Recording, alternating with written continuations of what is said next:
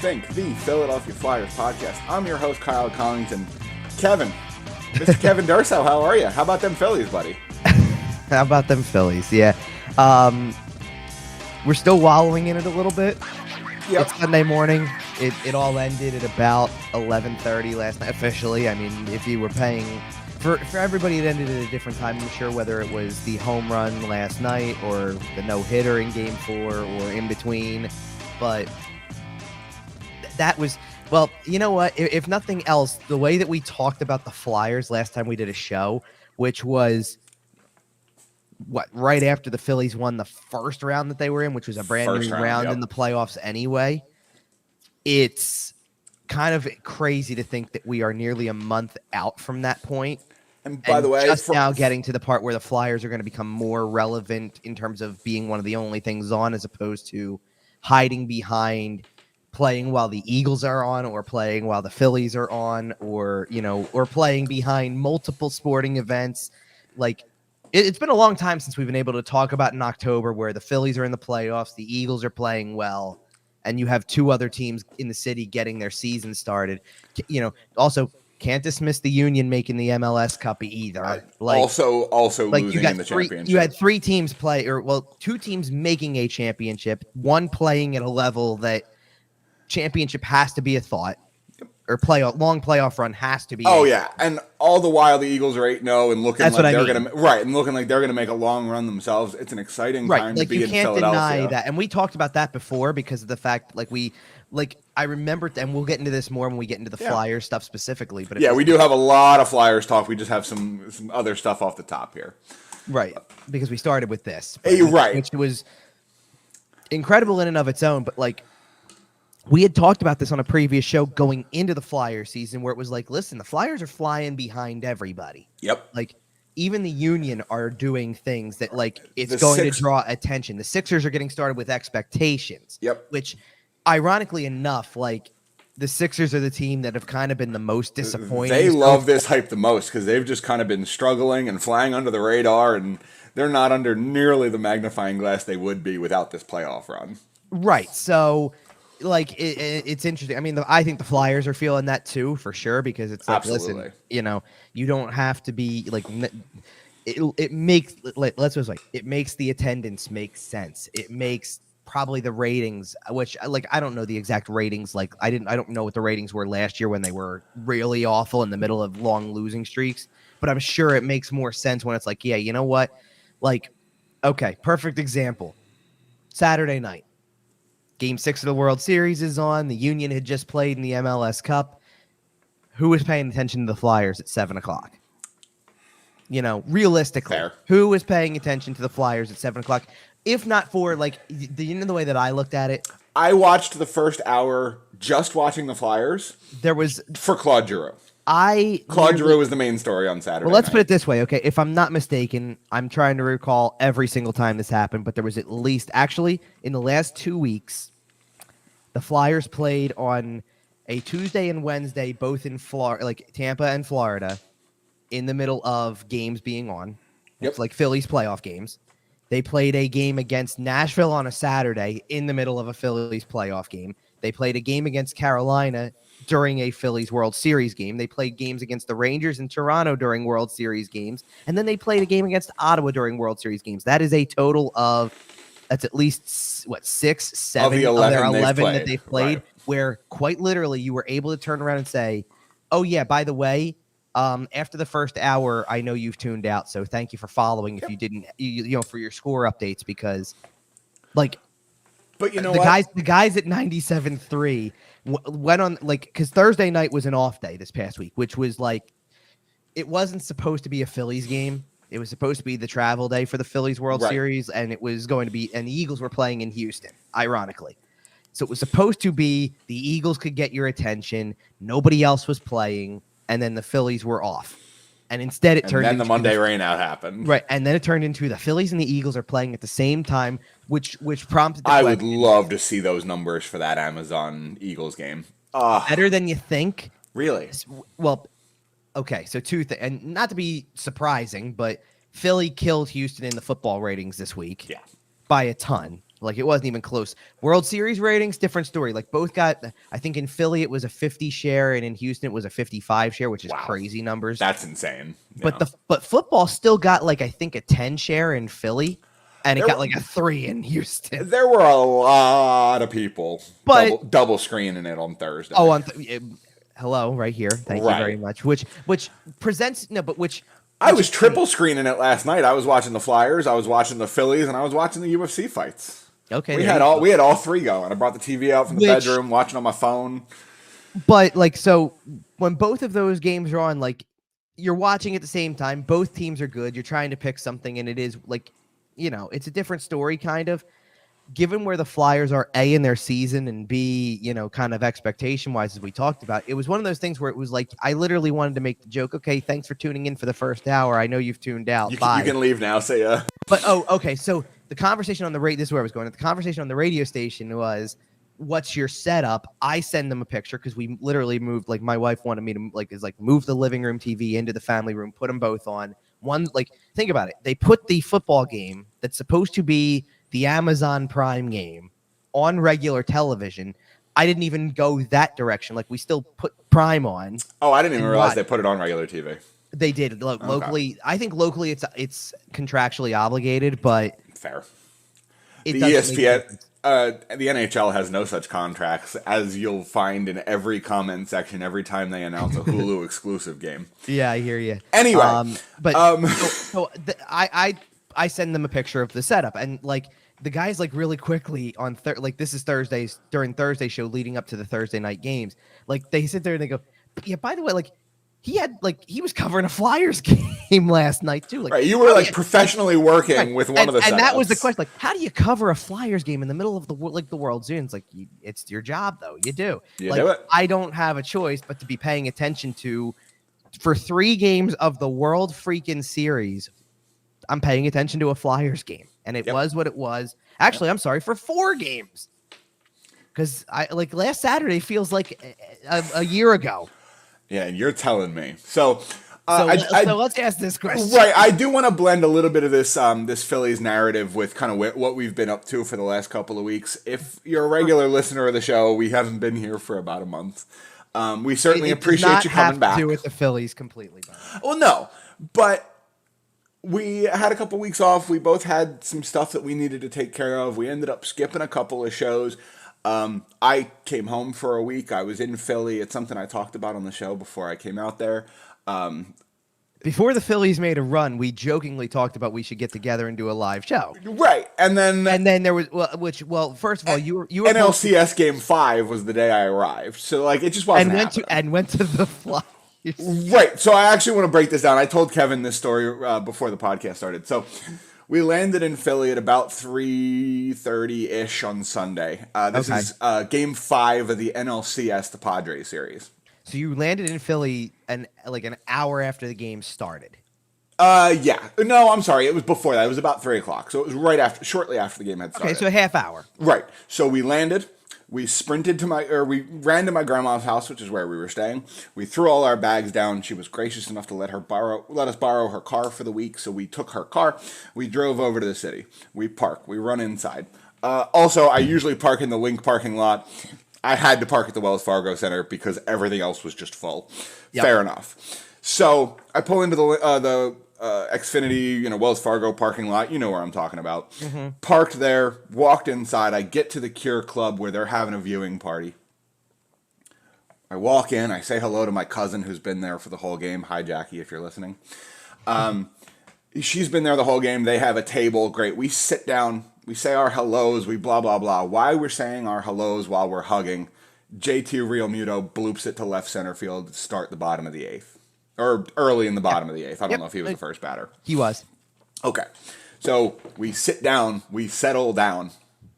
Next batter up's Bryce Harper. I look at my cousin's boyfriend. Hi, Eric. He's going yard here. Now, if you've watched the game, Harper went yard there. Yep. So the place went absolutely ballistic. I have a fantastic video on my phone that I know Kevin has seen. Yep. The city was a buzz. And that is not a term I use lightly. No, but there's something special about being down in that area when you know, Philly loves their Phillies. like I walked into the building for context. I got into the building that day in between. I was pulling off of the highway as the top of the sixth inning ended. So they Okay. are still leading the game 2-1. It's right before it really starts to open up with some of the rain. And I'm trying to list, like, they're still coming up to bat. And if the ball was put in play, I can so easily hear the crowd get a little bit of a rise. It's not the level. Like, I wasn't, if they would have been leading the whole way through, I may have run downstairs and run outside to just be able to put a Experience camera it. on that ballpark and be able to hear how loud it would get in that situation. But everything happened so quickly from bottom of the eighth, Harper homers, they get the lead back. There's that realization in that moment. Like, to me, and we talk about this in hockey as much as we can in any other sport that has a 7-game playoff series. There's a moment when you know that something's probably going to happen. So, okay, listen, they won game 4 the night before and took a 3-1 series lead. In your head, you're kind of like, You're like, they got 3 shots at this. Oh my goodness, they're going to win the pennant. Right, you're gonna put Nola out there. You're gonna put Wheeler out there. Like you're gonna get a win here somewhere. But when something like what Harper did happens, and it's that close, and you're now 3 outs, suddenly you went from 3 outs or 6 outs away from losing the game and going back to California to 3 outs away from winning the whole thing right then and there. You like the moment the ball goes out and you take a second to like realize what just happened. You go, there went like okay. Here's an example, and I think this you were at Game 5, 2010. Eastern Conference Final, right? Yep. When Mike Richards scores, it only ties the game. Don't you know? Oh my goodness, they're winning this game. They're winning the conference. They're winning the Eastern Conference. And it's a little bit different in baseball just because you can score infinite runs at any given time. Yeah, there's no clock. I get it. Right, yes. But I absolutely get what you're saying. I absolutely agree. There's that moment of, oh my God. The Phillies are going to the World Series. Like it's gonna happen. And there's moments, and it's funny because I did see a lot of people on Twitter last night. The ones that were like, listen, I'm not saying there were people who like. I'm not trying to discount people who are angry at what happens. Like everybody reacts differently to losing. Sure. Like and believe me, we all living around here, we've all seen our share. I get it. I saw a lot of people that were comparing this Phillies team to the 2010 Flyers. Because of the surprising nature of which the run happened. They're not supposed to be here element of it. Like you're the last seed to get in. You get in very close to the end of the season when everybody else kind of knew where they stood. You're the last team in. You're the team that's given no shot because of it. Maybe the only thing the only thing they didn't do per se sweep somebody. Exact. Well, the only thing I'll compare to that was you were in the 9th inning of the very first game you played down 2-0 and you scored 6 runs. That's pretty close to if they had won 6 and 7 against Houston, it would have felt like that. A little bit, yeah. Especially in Houston. But Game 7 in Houston would have felt a lot like Game 7 in Boston. Right. So I want to continue to punctuate this where we've been thing with kind of like pulling the curtain back on what the last few Sundays have meant for us. Because, you had some fun. Well, okay. So let me tell you something about specifically watching a sports event like not the World Series yet, obviously, but the playoffs in another time zone. And I know you're very familiar with this. Hi. Living in another, but you're only 1 time zone back. Going 3 back is. Man, I would kill to have a Flyers game end by 6:30 at night. I need to tell then Saturday, October 15th is for you, buddy. How sweet was that? Come on. Okay, because let me tell you exactly how Saturday, October 15th went. Because that was the day of the wedding in California that I was at that took me away for a little while. So first of all, it's not something that I ever want to do, covering the Flyers. We rolled out of town the morning of the day before the regular season started. So I was missing the home opener. Do I ever want to miss a home opener? No. it is what it is. It was a one shot deal. You're going for something specific that you can't, like, it's not like I sat there and said, you know what, I'm going to California and going to Disneyland over the time that the Flyers are starting the season. No, I didn't do that purposely. We were out there for a wedding. We did go to Disneyland in the process because it's like, Sure, hey, by the when way, in you're Rome. out there.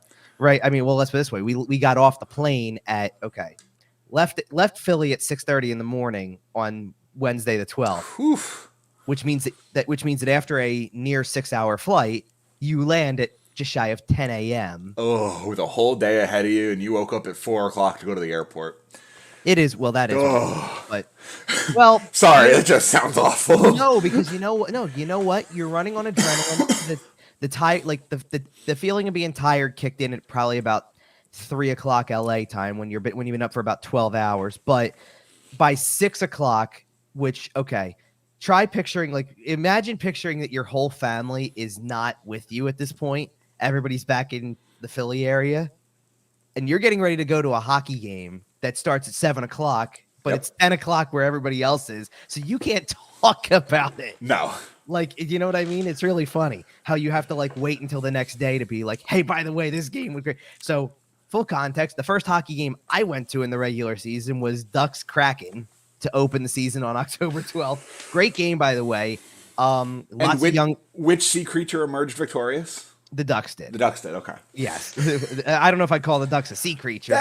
They sit on lakes a lot. They sit on lakes. Okay, they're a bird that sits on lakes. Okay. Lots of young players. Something frozen pond. Lots of young players on both teams, both of which had those young players mostly come through. There were 9 goals scored in the game. It was a 5-4 overtime result. Ducks win. Out of the 9 goals, 7 of them were total snipe jobs.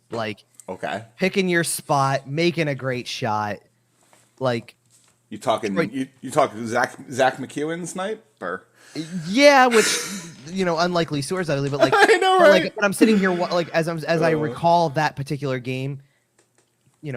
First of all, 51 seconds in, Troy Terry scores the first goal of the game.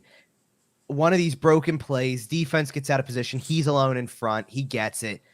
And then in one motion, gets it on his stick and then just goes straight to the top corner. And you're like, okay, let's get it going. And then literally, I'm not kidding, every goal Seattle scored was the sad part is the guy who scored the not cheapest, but the dirtiest goal out of him, which was the grimiest, which was getting his own rebound on I think on a power play, no less, but getting his own rebound was Matty Beniers, who, by the way, future star player because he's already off to a great start this year. I mean, don't get me wrong, there's other guys on it, but it was we're gonna talk about some hot starts. But it was really funny because Seattle's 2 newest players both scored goals because Burakovsky scored and Bjorkstrand scored. Okay.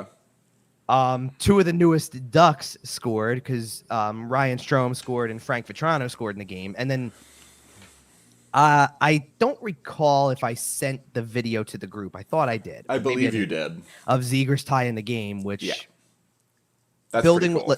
And listen, it's a home opener, so everything, hope springs eternal when the season's new, right? When everyone is 0-0, everyone, No, which means building's packed, building's lively. Zegras tied the game with 6 minutes left on a power play. Player. The building starts. Let's go Ducks chants like crazy. It sounds like a playoff game at that point because everybody's fired up. And I'm sitting there going, this is awesome.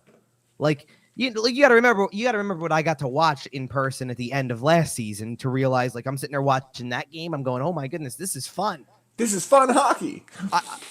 Full context, by the way, the last time I attended a hockey game as a fan maybe was 5 years ago. Wow. So it's been a long time, and it was a lot of fun. To kind of tie everything together, we were in Disneyland for the 2 days after that game, which included me checking in, Look, I take full credit for trying my best to keep up with game stories, and I did for those 2 days. There's only so much you can do when you're I walked around and in between, listen, you're in line for stuff, so you might as well. I had every opportunity to see what was going on. You got to remember something too. The Flyers opened the season with a 7 o'clock start against the Devils on a Thursday night in Philly. It was 4 o'clock where I was, and I'm going to I'm getting ready to find something for dinner, and I'm scrolling through. I'm like, okay, this is what's happening. Like they scored the 2 goals rapid fire. It comes across on my phone. It's 3-1. And I went, all right. So that's how Cool. this opener's going to go. Like everybody pegged it for the loss and they're going to win. Like, let's put it this way. The third period started. Travis Konechny scored 50 seconds into the third period to make it 4-1. And I went, okay, they're winning the home opener. All right. Basically. Yeah, we talked earlier about like that moment when okay, you know. Okay, so Yeah. let me get back to Saturday with this because this is the funny part. So the Phillies game was at 2:30 in the afternoon that Saturday in Philly. In Philly against the Braves. Okay. And the Flyers were playing. Talk about scheduling. This is how bad this was. The Flyers were playing at 4:00 Philly time. So, yes, an hour and a half difference between two sporting events in Philadelphia, one of which is a playoff game that can move a team on to the next round. Perfect. Yes.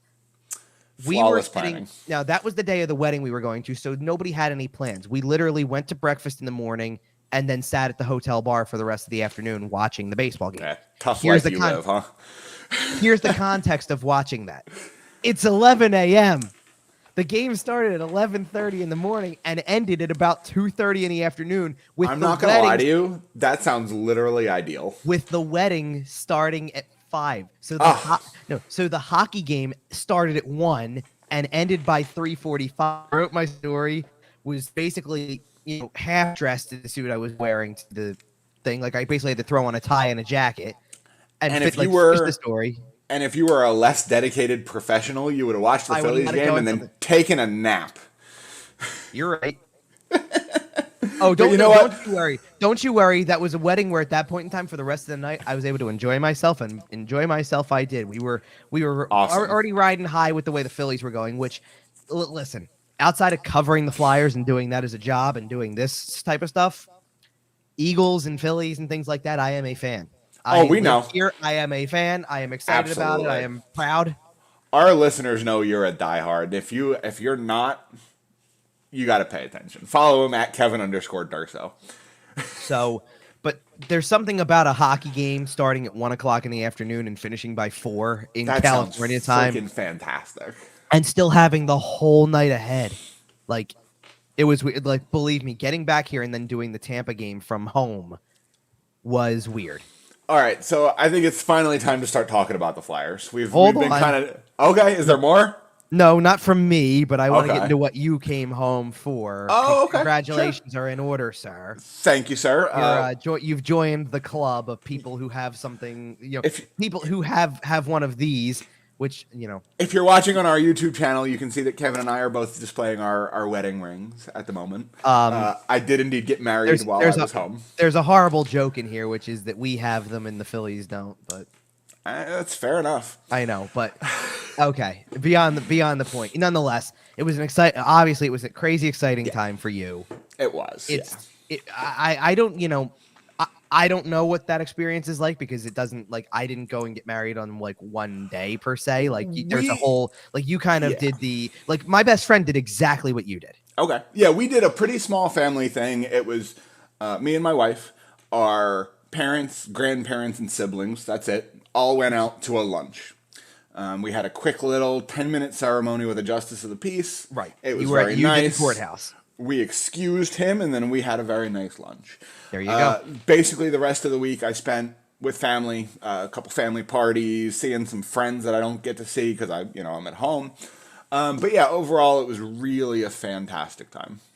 I mean, you were by this point you were home, but you're home, home in Illinois again. Right, I am back. Yeah, I was back. Because I'm going off of you were home by Halloween, but the week leading up to you were here was leading up to Halloween, so every party looked like a Halloween party. Yeah, which was pretty funny. We didn't specify that people should come in costumes, and we didn't come in costumes.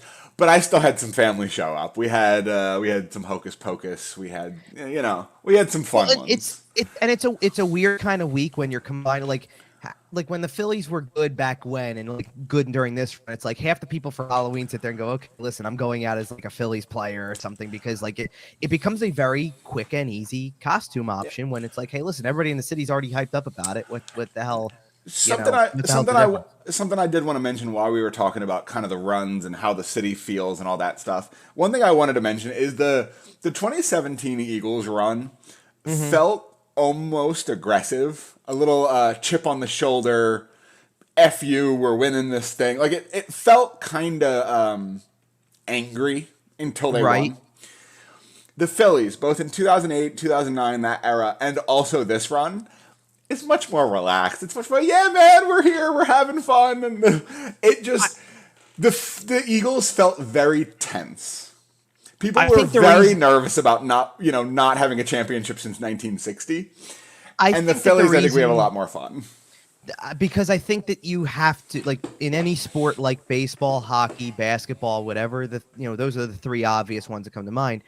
When there's more than one game involved, I think there's some people who I can't agree. listen. No, listen. There's something that some people can't do when it comes to these things. Like, some people cannot compartmentalize that each game does not hold the same, like, over the course of a series.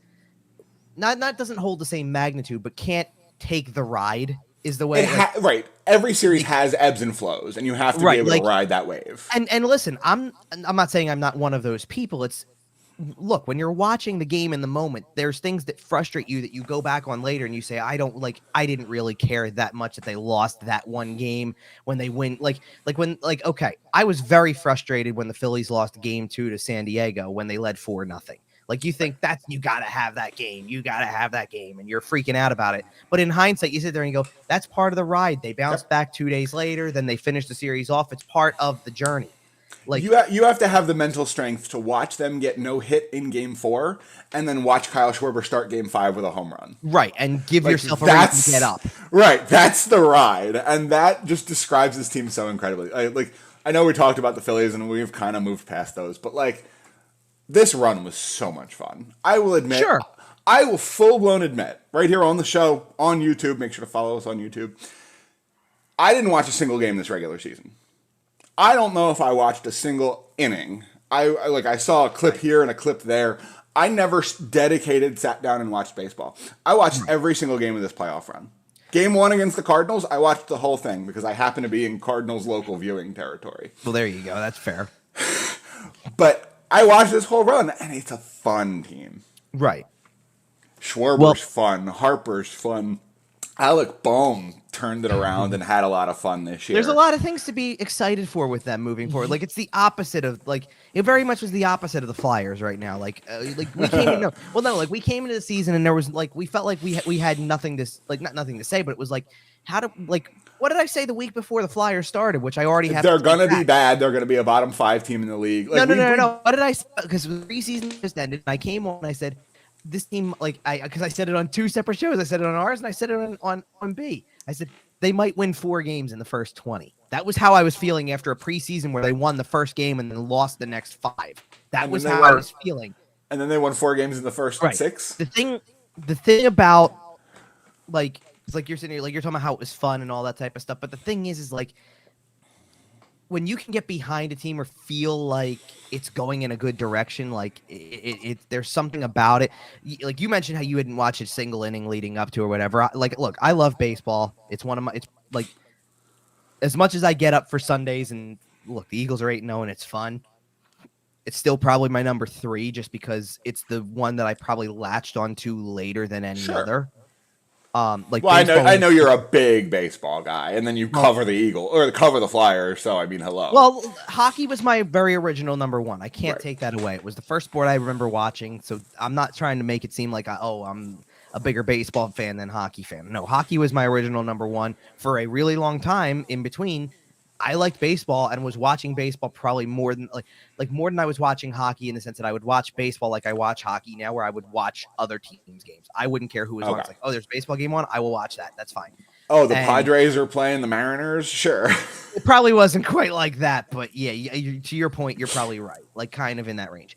And so over the court, like, the thing that really makes me connect with the run that they just went on was, when I was in high school or in college, and that was like right in the heart of that run, 07 to 11, I would go to probably like 15 games a year. And I didn't have season tickets. It was Phillies tickets get pretty cheap during most summers. Let's be honest. That's not really the reason why. Like, what I would do is I would end up buying something like 6 to 10 games for myself.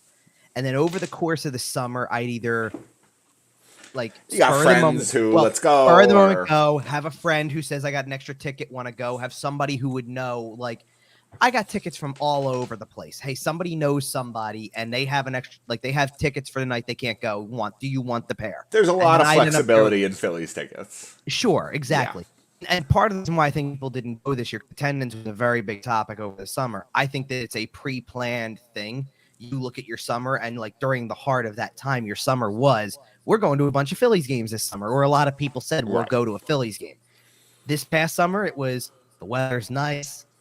It wasn't a must-be at event. It wasn't the place to be, like going to a Phillies game. And so given the summer that I had, I made it to 3 games this year. That was it, 3. But during the course of the summer, we moved in, like we got a new place. We moved in. You had a busy summer, right? Well, I had a busy summer, but during like when I'm over here painting the walls of just about every room in the house, and I'm doing it like late afternoonish, it's going like past 7 o'clock, or the Phillies maybe played during the afternoon. Like they played during a Saturday afternoon in St. Louis at like 2 o'clock, and I was over here painting. And I listened to the entire game on the radio because we didn't have the TVs set up yet and all that stuff. But I listened to the entire game on the radio while I painted the house. Like, and I did this for like at least a week or so, where it's like we're just doing nothing more than painting things, and I'm listening to the ball game while I do this work because that was like baseball is a very casual sport. And it's casual, but it was like fun to be able to listen to. I had other people over who were helping, who were then listening to it too, who were interested. You know, it's ironic that we're talking so much about baseball because you notice what episode number it is, right? Yeah, 162. That's interesting. Huh. And we're talking about the lengths of a baseball schedule, and it's just interesting that it happens to be episode sometimes, 162. Yeah, sometimes. I mean, if you're like the Phillies this past, October, you play way more than that. What did they end up finishing at that point? I mean, they won 11 games out of the 13 they needed to begin with, and hadn't lost more than 2 coming in, so they played 6 extra games on top of that. So that's 17 extra games total on top of the 162 they played. When you turn your schedule all of a sudden into almost 180. Oh yeah, I mean, that's 179 that they played. And it's the same as like hockey teams making a deep run and going from 82 games to like 105. At least 100, yeah. Right? And you're like, oh my god, that's a lot of hockey. Yeah. So let's get into this start. Yeah. So okay. Somehow, some way, we sit here on Sunday, November 6th, and the Flyers have a positive record. Now, not only do they have a positive record, they are 3rd in the division. They are, I know it's early, but they're in a playoff spot, factually speaking. And it's funny because we're getting very close. A lot of the reporters, Elliot Friedman talks about it a lot. American Thanksgiving is a big benchmark for a lot of teams. And if you're in a playoff spot on American Thanksgiving, historically speaking, you are something like 75-80% to make the playoffs. Mm-hmm. Now, that is not everybody. That is not a guarantee. There's overlap every year. But we are now in a position, right? We missed basically the first 10% of the season, 15% of the season here on the show. Mm-hmm. The Flyers aren't good, right? The way they're playing isn't good. Their record is good. Right. Like, but I'm talking about the actual team. No, but okay, they're not. Do you want? I mean, listen. I can in 10 seconds I can probably summarize what's going on so far, and then we can elaborate for the rest of the show, obviously. But in 10 seconds, I can tell you what the deal is. Carter Hart has been outstanding. If the first 2 words of that sentence weren't Carter Hart, we were going to have a problem. No, Carter Hart's been outstanding. You can't deny what the record is. The process is not sustainable. Okay. That's the way it is. Now, I agree with you. All those things are true. Right. Like if you needed 3 statements to sum up the season at this point, it's Carter Hart has played outstanding. The record is what the record is. Like 6-3-2 is a good record to start the season. There are plenty of if you look, you shouldn't be expecting that moving forward. No, well, right, but like if you looked at some of the other teams that are in and their records, they would all a bunch of them would take 6-3-2 if you could switch their record out. Oh what yeah, the Flyers have. Like for example, the Penguins would take it in a heartbeat. Just where they're. I'm thinking of let's just How do you think Columbus would take that reversed record? Yeah. Like seriously, like there's teams out there that had higher expectations that would take a 6-3-2 record in 11 games and feel way better about themselves right now than they do. The Flyers should. Right. Right. Right. Well, no, I think the Flyers should feel good about themselves for like not certain guys should. I'll say it that way. Like, I think there's certain guys who are playing to a level that you can understand how they contribute to a 6-3-2 start. Contribute being the key word. Like, I'm not saying they're the reason. The reason is Carter Hart. Right. As far as I'm concerned, there's only one real, like, there are contributors, but there's only one reason. No, but like, okay, here's the thing. Ask yourself this question when it comes to the record and the way that the team plays. Right? Have the Flyers won a game with Felix Sandstrom? Well, no, I get that. Okay. But this is what I'm getting at. Carter Hart plays all 60 minutes of a game. Everybody else does not. So there are other players who I think can step out there that you can look at in certain games and say, that guy played really well, helped them win a game. Like, okay, I'll give you an example of one game that comes to my head that I just think makes a difference. The Flyers beat Nashville 3-1 a couple weeks ago. I think that as good as Carter Hart was in that game to help them get the win, Joel Farabee played great, but Joel Farabee's not on the ice for 60 minutes. Right. So you can only expect so much. So Joel Farabee leaves his mark on that game, plays great. I think that in that game also, like, I think Kevin Hayes had a big game that night. I think maybe that entire top line. I think it was Farabee, Hayes, and Connecting all played well in that game. But they aren't out there the entire time. Like, at the end of the night, the guys that end up winning the game, like Carter Hart makes all the saves. Some of the guys who end up helping you win that game are maybe I'm changing the tune here a little bit because I'm gonna go to another game recency bias, I guess, or like just it's fresh in my head. Scott Lawton had a block shot last night against Ottawa that you sit there and you go, they don't win the game without something like that. Lucas Sedlak blocked a shot with his foot that was going in the net. Yep. Okay, without those things happening, you don't win the game. So there's Fair guys enough. who are contributing in a way.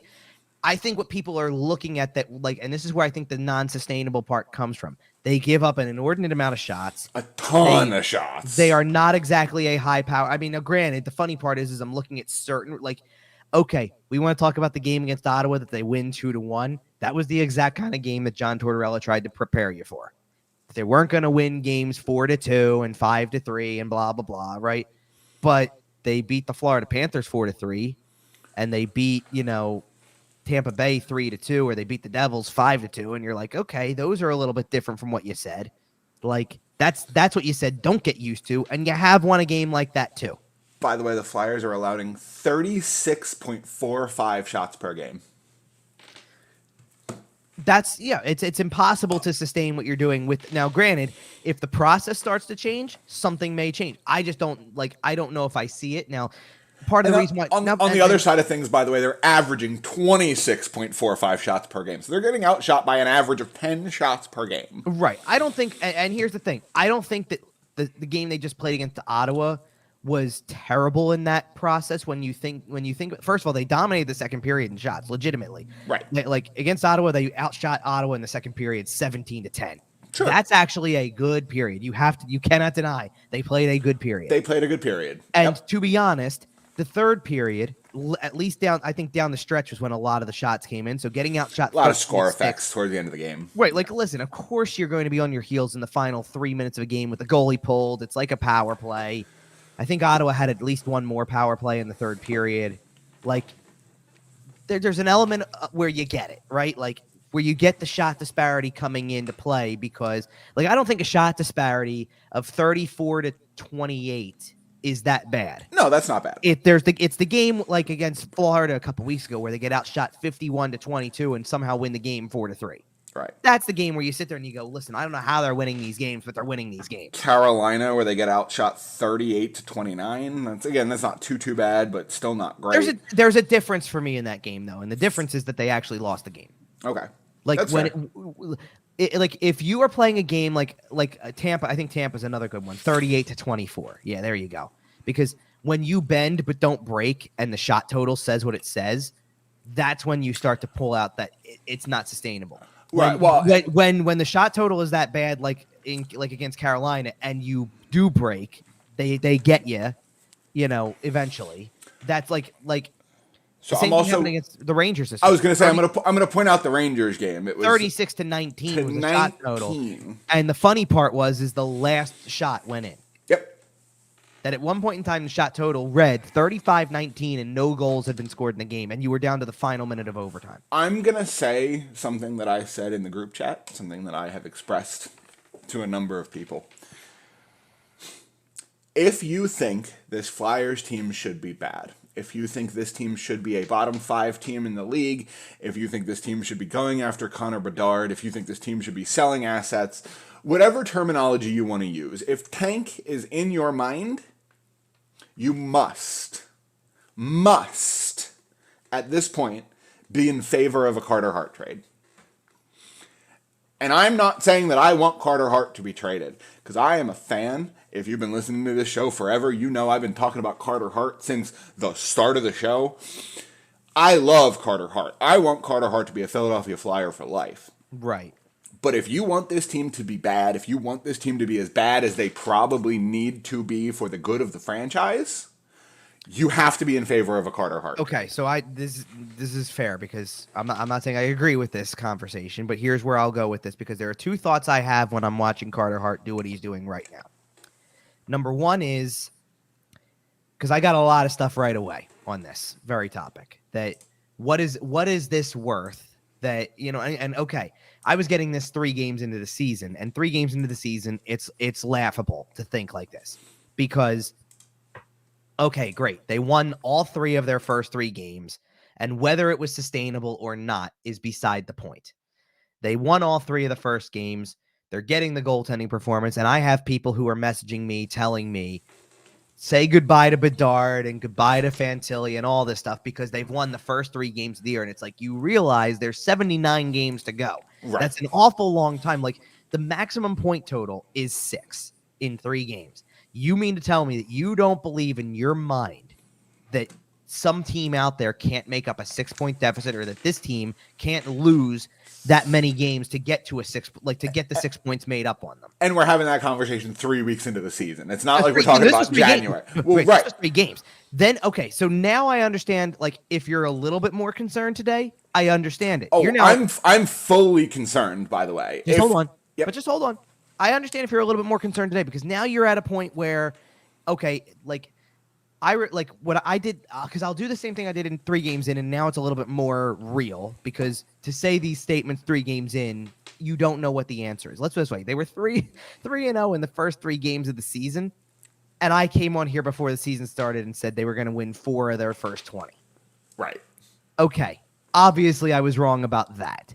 Like, I hear you. I think, but I think everybody is surprised. And I think we both sat here. Like, on I don't think anybody out there show. is looking at me like, "Hey, you're an idiot. Why'd you say they would win 4 of their first 20?" No, like, right.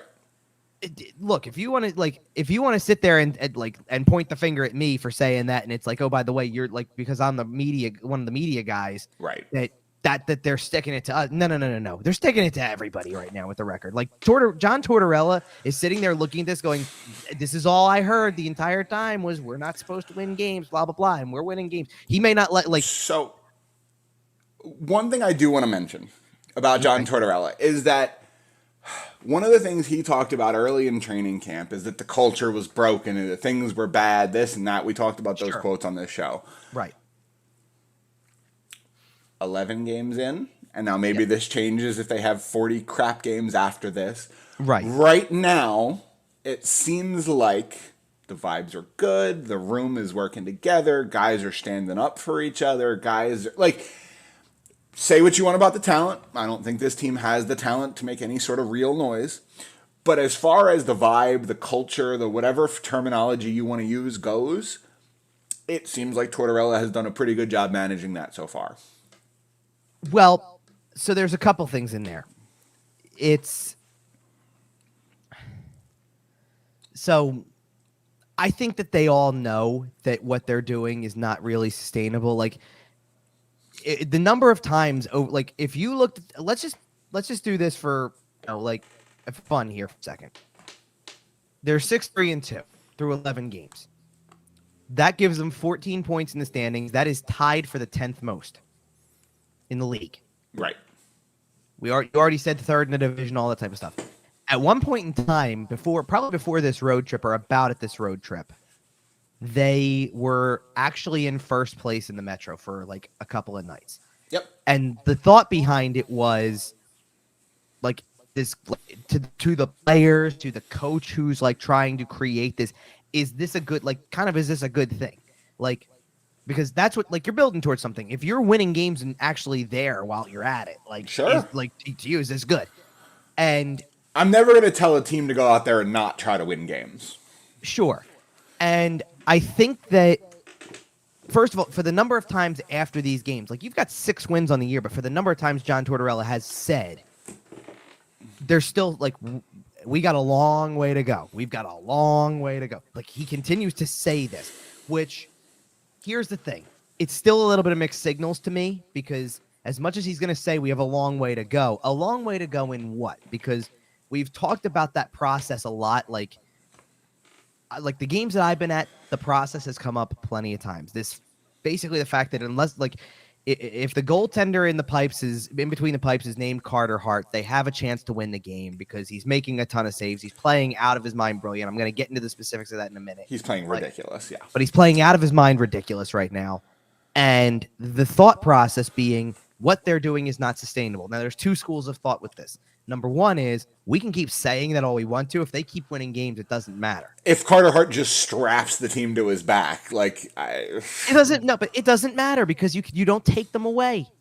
They've won 6 out of 11 games so far. Can you take those 6 games away? No, whether you like the way it was done or not? No, you can't take them away. Nope. They've won. Game over. The Flyers have 14 points in the standings, and there's nothing anybody can do about it. Right. That's number one. But the other part and this was talked about after the Florida game, I think, that they won. Because John Tortorella basically he's acknowledged this before, I think, but this was really where it came up. Because the concept is that the analytics look terrible. And we know this. The analytics of puck possession, shot attempts. And whatever reporter used the word analytics in a question to John Tortorella, you knew what you were doing. You knew you were lighting the fuse. Come on. You know damn well who used analytics in a question, and I don't care whether he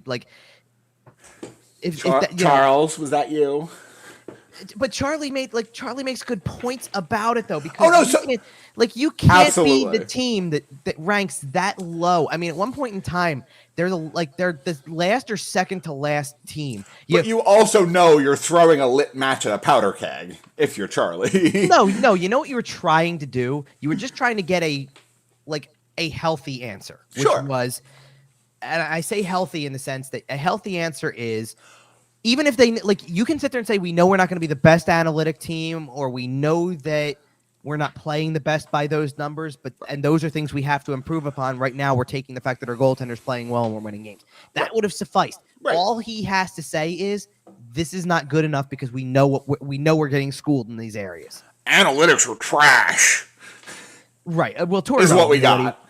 Okay, well, in fairness, if you're going to sit there and say that the guy asking the question knew what he was doing, I know. And the coach so did Tortorella. Doing too. Well, John Tortorella, please, the coach who came out after they lost in overtime to Carolina, and everybody was ready to sit there and go 1 for 6 on the power play, outshot 30. What did I say? That was 38 to 29, something like that, yeah, or something like that. Everybody was waiting. The first real torts moment that we've gotten out of a press conference didn't have to do with we sucked from head to toe. It was. He said that at a press conference too. He actually said that after the game you were at. That it was just bad. They sure did too. Holy. Sure, but his answer in this case, to give you the torts that everybody knows, was glass half full, guys. Yep, he's half full after a game like that. And I do want to make a bit of positives. I do want to make a bit of a broader point, just kind of on how people of a certain age look at analytics. John Tortorella can sit here and say, analytics are trash, and we don't listen, blah, blah, blah, blah, blah, whatever. The team hires a guy who literally does this. Well, he will then in the next sentence acknowledge that they have their own internal metrics, and these are the ones, they follow these certain things, and they don't look at the numbers that everyone else puts out. They don't look at Dom Lucian's, GSV percent, whatever. I don't know all the numbers. Guess what? No, guess what? No team in the league does. Sure, and that's fine. But I think John Tortorella looks at their internal metrics and gives them weight. he just he I doesn't think, have well, I time. think he has to. Right, but he doesn't have time for the broader Twitter conversation, I think is the point from him. But I think if you asked him, okay, No, but do you care about Corsi? John Tortorella would say no.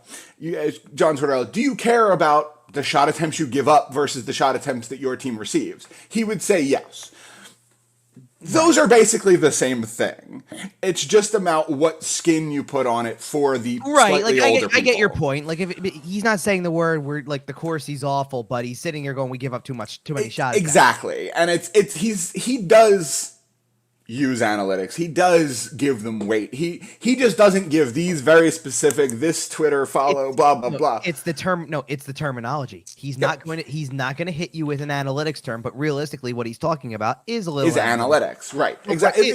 You're watching the sport. Breaking down tape leads you directly to analytics. No, do you know what makes people discount that? Because he's not going to look at he's not going to tell you that he looked at a piece of paper from the analytics department that they have and that it says we have numbers that tell you that our shot attempts are this, our zone entries look like that, this, blah, blah, blah. Right. He doesn't go off of that. His answer is, my eyes and my gut are the two things this is what my eyes tell me. Yep. Right. Which at the same time can tell you the same thing. Like, as far as I'm concerned, I don't know how you're watching any of the 11 games they played this season and not coming away with the same analysis, whether you do it by numbers on a sheet of paper or by watching the game. It looks the same way. I know they have 6 wins. How many of those 11 games were they the better team? Because it wasn't 6 of them. I think that they were the better team against New Jersey that particular night. Sure. Yeah, and that's what I'm talking about. I'm not talking about it as a whole. I'm talking about on that night. I think they were a better team against New Jersey in the opener. Yep. I think they were. I think to an extent, I think they actually possibly were the better team against Ottawa last night for parts of it. Because I think that there's something missing with Ottawa. Like, I think Ottawa got on their heels in the second period. I think Ottawa, that was the first time I remember seeing a team on their heels. Probably the better team against Vancouver because after the first, even the first period, they got beat by the goal, like the classic, getting out shooting an opponent. But the crazy thing is, by the way, about Ottawa is I don't even necessarily think they need to add anything. I think they just need to add 20 games to Shane Pinto, and they'll be fine. Maybe. I think they're just a young team that's still growing I think in the up. early going, they're missing Josh Norris a lot. That is fair. Let's put it this way. Why do the Flyers look the way that they do at every other position that's not goaltender? Go look at the injury report, though. To an extent, I'm not saying injuries are an excuse, but it's aren't they a more talented roster if Sean Couturier is playing? Aren't they a more talented roster if Cam Atkinson's playing? Obviously that makes a difference. I'm sorry, when you're running around with, at one point in time, what was their fourth line? Luke Sedlak, Lazinski. And here's the thing: Sedlak legitimately can skate. Oh yeah, he's been fine. He's been fine actually as a fourth line. He's exactly but you're not gonna you're also not gonna tell me the reason why he's here. Right. The reason why he's here is because he played for Tortorella in Columbus. Sure. I'm sorry, I can't help but go there. But but if you're asking me what games they were the better team, I think that out of 11, the answer is 4. I think they were the better team against New Jersey on that night when they opened. I think they were the better team against Vancouver because I think those two games, process-wise, it was better. They outshot Vancouver that night, that afternoon, 31-30. Yeah, they played a better game than Vancouver. I think they were the better team that day because Vancouver was bad. Quite frankly, but Vancouver has continued to be bad, which I know I think is part of it. Maybe so, but if that's the case, then you were the better team. Guess what? But you get what I'm saying. But New Jersey's playing a hell of a lot better now than they were in the opener. Absolutely. And you're glad you got that win off of them when you did. And they were the better team that day, right? That's fair. Yeah. I think that they were the better team against Nashville, to be honest. Okay. They didn't get outshot that badly against Nashville that I say, oh my goodness, that was I think that they had to hold on for dear life in the third period, but I think that for the first two, they were the better team. Okay. And that's fair. Even though they got actually in the third period, they probably locked it down better. They outshot Nashville in that third period. Were they the better team against Tampa? No. Were they the better team against Florida when they beat Florida? No. I'm still on the fence about Ottawa last night. I think they were probably the better team, but again, I think it's more about Ottawa's you know what? Hang on. There's one other game where I think they were possibly the better team. It's going to sound weird, but they were the better team, I think, against San Jose, and I think they sabotaged themselves. So that's the game I was at. Right. And I'm just saying that in the third period, of that game. Yeah. They outshot San Jose 16-6 to finish the game totals at outshooting them 30-25. Yeah, but that's just score effects. Like you're always going to outshoot when you're down in the third period, or at least you should be outshooting when you're down in the Yes, third but there's period. something to me that makes that a little bit more impressive when you took two of your best offensive guys off the ice. That is fair. That's where I think that's what I mean. I'm saying like I think they actually were the better team in that game, and the reason it got lifeless at the end, like it might be 16 shots that aren't that great. The reason it's 16 shots that aren't that great though is because I think you sabotaged yourself by trying to make a point. That's fair. Like, and maybe that's worth it in 2 weeks into the season. Oh, I think there's like actually like think about it for a minute. They played that third period against San Jose, outshoot them for the period 16-6, outshoot them for the game 30-25, and in that entire third period, James Van Riemsdyk is gone with a finger injury that he's out with currently, and Kevin Hayes and Travis Konechny didn't move from the spot on the bench where they were sitting. Yep. That's actually kind of impressive. Like it shows how don't get me wrong, it shows how bad San Jose has been to start the year, but it's actually kind of impressive that for a team that's been outshot as regularly as they have, and for a team that has been outplayed as regularly as they have, that still has 6 wins nonetheless, that I think that you literally threw the rest of that like for the crowd that wants them to be the tanking team, that was a tanking effort to me. Oh yeah. Because you threw the game. You benched some of your most productive offensive players. And maybe you were doing it for the greater good in terms of I'm sending a message. This is game what would this have been? Game 7 of the year? Something like that. 6. Game 6 of the year, and I'm sending a message right now that 2 of the top line players aren't seeing the ice tonight. They didn't give the effort. They're sitting. Yep. Because I don't feel like they're giving what I need, and that's welcome to John Tortorella 101. Which, to be fair, is something that both of those players have struggled with in their career. Kevin Hayes and Travis Konechny have both been guilty of mailing it in from time to time. And guess who had 2 assists in the very next game against Florida? Both of those guys. Yep. Because sometimes Travis Konechny against Toronto, I know it was about a week and a half later, he was a menace in that game. There's a lot of things I like. Because obviously you're focused in probably more than anything on the scrum at the end of the game. Mark Giordano absolutely spearing him. Yeah. I love by the way, I know that people don't like because I heard about I love the conversation that's going on around Austin Matthews for that one, by the way. Okay. Because people wanted him, like there's people out there who wanted him to stand up. He started it. Right. So I obviously don't want the guy fighting, and I get that. But I've heard a little bit of the conversation via Steve Dangle podcast. Here's my opinion on it. When you initiate conflict twice in the same scrum and then refuse to get physically involved, right? We're looking at some like Ty Domi shenanigan territory. And obviously I'm not comparing those two as players, but just, you know what I'm talking about. You remember the clip of Ty Domi slashing somebody running. You know the clip I'm talking about where he's running from 16 different people. And then going third man in on another situation. On somebody who's getting tied up. Right. Right. And I'm not saying Austin Matthews did that. He didn't do anything like inherently nasty, dirty, whatever. But it's the second. Like your point is, it's the second one. If he initiates something with Travis Konechny and they don't like, and the rest of his teammates don't like what they see, it's oh my goodness, he's not their captain, but he's their best player. Like, they're diving it right, and he would have been their captain if he wasn't afraid of it. Nope, this isn't happening tonight. Totally, this game is over. I'm taking this into my own hands. I give Giordano zero grief for stepping in. But Konechny was still out there at that given moment after it had settled, and he does it. And again. Matthews comes back over and cross-checks him. Right. At that point, when you re-engage, you're asking for it. At that point, Konechny should drop the gloves and start swinging. Like he's come at you twice in 2 separate, isolated incidents with a little bit of a scrum in between. He circled back around and cross-checked you again. That is a re-engagement, and at that point, we're throwing hands. I don't care that he's given up 80 pounds and almost a foot. Do you know something, though? I know where you're coming from. There is a lot to be very careful with in that situation. And I'll tell you why.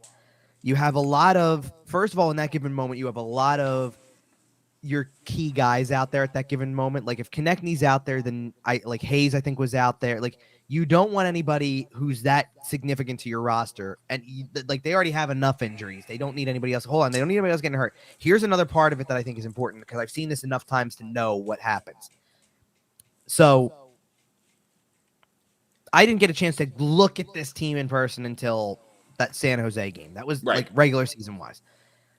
I've only been to 3 home games, obviously, because that's all that they've been home for outside of the first 2 games they played. Right. If a scrum happens on the ice and Tony DeAngelo is on the ice, there is a look in his eyes that he is not going to let it go, and that is at one point in time or another going to get him in serious trouble. Oh yeah, and he was on the and ice. We've already seen it.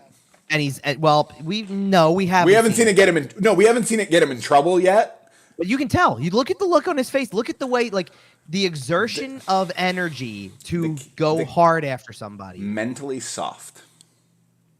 Maybe he's getting chirped. He's getting chirped in every game, and he's snapping in every game. Brady Tkachuk lived in his head yesterday. I don't think I didn't. Well, unless I missed something, I don't think he was that bad yesterday. Like, and it's not about him being bad. It's not about him being bad. It's about him taking a stupid penalty. It's about him. Like, and I don't think he did that yesterday, but just I don't think he took a stupid penalty yesterday. But he's done it before. He's done it this season. I don't remember what game, but he took a stupid penalty at some point where he's just slashing somebody for no reason. I want to say it might have been the Florida game because I think it felt like it was one of those types of games where they had already seen the team. So that game bubbled for sure. Well, and let's put it this way. Especially if you like, and look, I was up late enough last night that I saw this. If Florida played on the West Coast last night. They got some pests too because personally, if the clip is out there, just look up what Matthew Tkachuk did last night, and he should be getting a phone call today. But oh yeah, I agree. He should be getting a phone call today. But so I'm not denying that there aren't pests on Florida's roster, but for sure, I kept saying in the press box that night, if he doesn't calm down, he's gonna take an unnecessary penalty. Yep. Like he's gotta calm down, and he doesn't know how to. That's the part that's the most worrisome, is he doesn't know how to. Right. So one of the things I love about Scott Laughton is that he plays with a grit. He plays with a fire. He's involved in the nasty stuff. He's involved in the chirping. He's involved in the physicality. But he doesn't let it affect his play. Most of the time. Most of the time. Sometimes the wires cross. No, I got to give somebody credit that listen, I wouldn't normally go here with this one. I got to give somebody credit because I think not only is he playing on a good level, like he's given the energy level that people seem to like about him, but he's not doing anything, I think, overly stupid.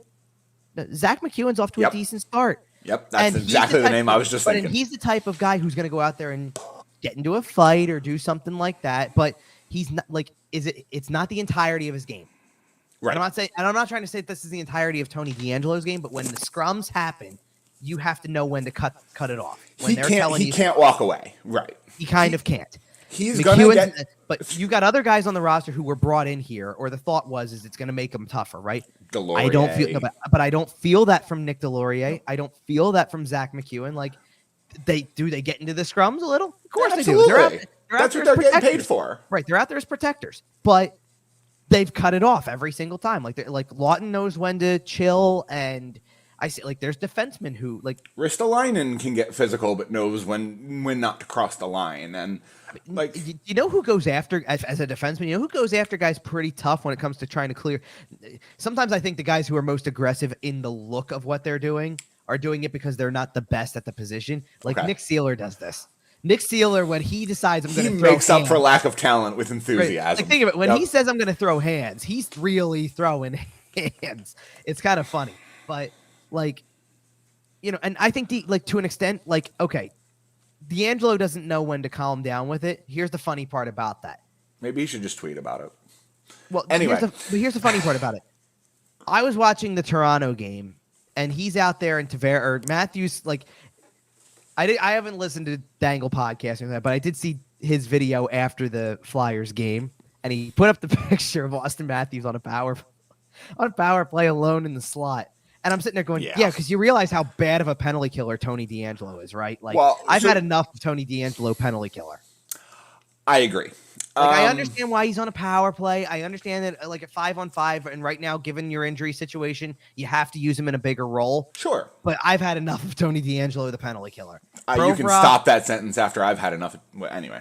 I hear you. But, like, no, like, Ivan Provorov killing penalties, I understand it. Yep. I at this point, I understand. Like, even Travis Sanheim, Travis Sanheim, I get it. But Justin Braun killing penalties, I get it. Nick Seeler killing penalties. Hell, I get it. Right.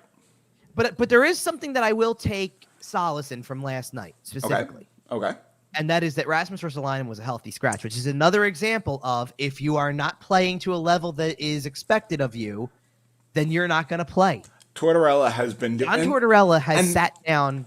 And that's what I'm talking about when I bring up the fact that the culture is better than it was 6 months ago. Right. Well, because at this point in time, you have two examples. You have that San Jose game where for the entire third period, whether you like it or not, what was that? $13.5 million sat on your bench for the entire third period. Yep. Against Ottawa. When JVR was already out, who's making $7. Well, but injury-wise, it's a different story. But I'm saying, with JVR out, he still chose to sit. You know what I mean? Sure. And then against Ottawa, $5 million was a healthy scratch. 5.1 if I'm being technical, but you get the point. But, like, a guy who makes $5 million was benched and sat out for a game as a healthy scratch over Igor Zamula.